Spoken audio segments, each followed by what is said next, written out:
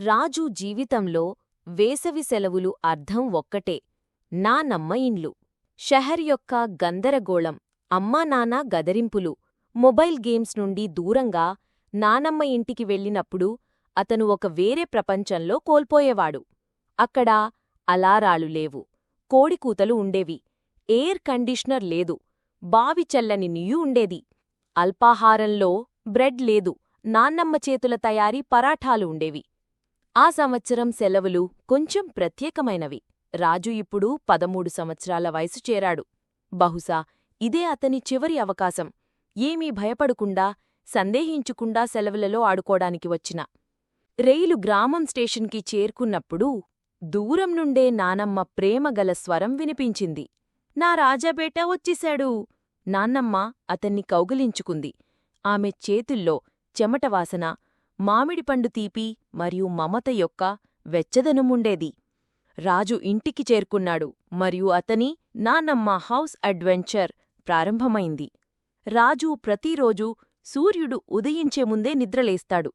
నానమ్మ అతన్ని పొలానికి తీసుకువెళ్తుంది. చూడు రాజూ, ఈ గోధుమలు నేను నీ అమ్మ నీ వయస్సులో ఉన్నప్పుడు నాటాను. ఇద్దరూ నేలమీద కూర్చుని చెరుకురసం తాగుతారు, పక్షుల కూతలు వింటారు మరియు గాలిలో ఎగురుతున్న గాలిపటాలను చూస్తారు. నానమ్మ ప్రతిదానినీ కథలా చెప్పేవారు. మామిడి చెట్టు ఒక కాపలాదారులాగా, బావి ఒక నిశ్శబ్దమైన ముసలి సాధువులాగా. రాజుకు అత్యంత ఇష్టమైన పని మామిడి పళ్ళు పీయడం.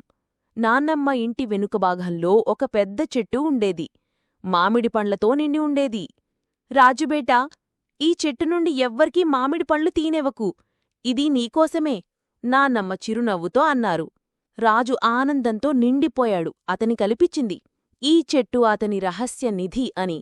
కాని ఒకరోజు అతను చూశాడు, పొరుగుబావిలోని పిల్లలు రహస్యంగా మామిడిపళ్ళు తీస్తున్నారు. కోపంతో అతను అరిచాడు, ఈ మామిడిపళ్ళు నావి, నాన్నమ్మ అనుమతి లేదు. పిల్లలు భయపడి పారిపోయారు. నాన్నమ్మ దీన్ని చూసి మెల్లగా రాజు దగ్గరకు వచ్చారు.